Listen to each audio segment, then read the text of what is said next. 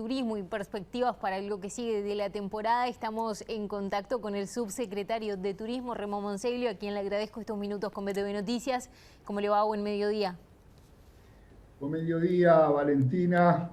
Un gusto de estar en contacto contigo, pero no puedo más que expresar las condolencias a los familiares y amigos del señor Villor, del departamento de Artigas, que conjuntamente con otras personas que también están vinculadas a la actividad turística, están pasando por esta enfermedad con sus familias inclusive. Y esto demuestra que a veces las cosas nos pasan más cerca de lo que nosotros pensamos. Sin lugar a dudas. Y bueno, un poco el trabajo central que hoy están haciendo ustedes desde el Ministerio implica también convivir con esta situación sanitaria que estamos teniendo y está prácticamente condicionada en un 100% por esta situación sanitaria. Y en ese sentido empiezo preguntándole justamente por qué balance realiza de esta primera quincena, que en otros años y en otros contextos suele ser como la quincena más fuerte para el sector turístico y que bueno, en este contexto es tal vez la más fuerte, pero en otro nivel. Sí, es imposible hacer una evaluación de un determinado momento de nuestro país como la primera quincena de enero sin tener en cuenta el contexto regional y mundial, ¿verdad? En estos momentos en Europa, países como España tienen el 90% de sus hoteles cerrados, 90%, un país que tiene arriba de 16.000 hoteles, países enteros como el Reino Unido están en una situación de total bloqueo. La región misma, ustedes ya lo están viendo, la dificultad que está pasando. Por eso parece una obviedad, pero nosotros desde el 13 de marzo no tenemos absolutamente ninguna persona que haya entrado al Uruguay por motivos turísticos. Y en consecuencia tenemos que decir que obviamente en esta primera quincena faltaron los tradicionales turistas argentinos, los brasileños que le ponían mucho color, europeos, estadounidenses, que en conjunto conformaban el grupo de turistas que mayor gasto hacían en la zona. Y eso se nota en las cajas de los restaurantes, en la ocupación de los hoteles y demás. Pero en contrapartida podemos decir que todavía en este país tenemos el privilegio de poder seguir llamando a hacer turismo interno con un margen, diría, de tranquilidad y de seguridad, que además depende de nosotros mismos, de los propios uruguayos, porque ya está totalmente comprobado que si nos cuidamos, las consecuencias son buenas, y que si no nos cuidamos, definitivamente podemos contraer la enfermedad y lo que es peor, contagiársela a nuestros seres queridos. Sí, Monseglio, y un margen que se está achicando cada vez más, porque bueno, en la medida de que en Uruguay pasó a estar unas horas, pero estuvo unas horas en zona roja según el índice de Harvard, están habiendo cada vez más cantidad de casos. Y yo no soy experta en el tema, pero se mantienen por encima de los 700 casos casi todos los días. Eso me imagino que condiciona también para la segunda quincena y para febrero también la planificación, ¿o no? Sí, la condiciona sin perjuicio que, por un lado, las medidas que se habían tomado con respecto al cierre parcial de fronteras están en plena vigencia. Obviamente todavía no tenemos indicios que desde Presidencia de la República se vayan a cambiar. Nada haría pensar que puede haber un cambio cuando justamente los números son mayores. En contrapartida, los cálculos que se habían hecho allá por mediados de diciembre eran más pesimistas que los que hoy tenemos.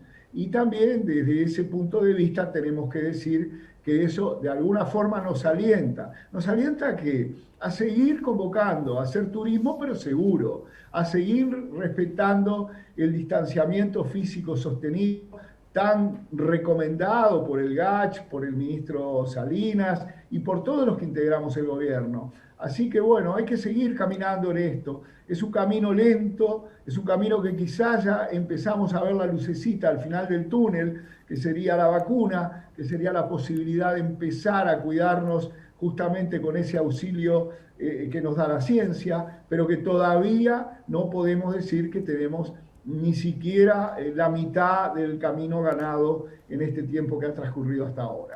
Los operadores turísticos hablan de una ocupación en la primera quincena de alrededor de 50, 70%. Primero le pregunto si usted coincide esto respecto a la temporada anterior, según los números que maneja el Ministerio de Turismo. Y en segundo lugar, ¿qué están esperando desde el gobierno para la segunda quincena de enero y también para febrero? Bueno, nosotros desde el Ministerio de Turismo en esta administración lo que más queremos es dar datos ciertos, seguros. El único dato cierto, totalmente comprobable y seguro que yo particularmente manejo es el pasaje por los peajes, ¿verdad? Que vienen sobre todo hacia la zona este, que en el primer fin de semana de enero arrojó un 14% más que el año anterior. Eso implica lo que ya veníamos previendo, mucha movilidad de la gente, porque además de eso depende muchos factores, entre ellos también la decisión que toma cada familia ante el pronóstico del tiempo. Ahora se puede hacer reservas hoteleras prácticamente en línea, se puede venir hasta los distintos balnearios y con un dispositivo móvil prácticamente hacer las reservas desde la puerta del hotel. Son todas cosas que han facilitado. Y por el otro lado, nosotros vemos, sí, con satisfacción, que desde la Cámara Uruguaya de Turismo se está haciendo un monitoreo de datos que surgen de evaluaciones que ellos hacen con sus asociados. Son bienvenidos, pero no podemos ni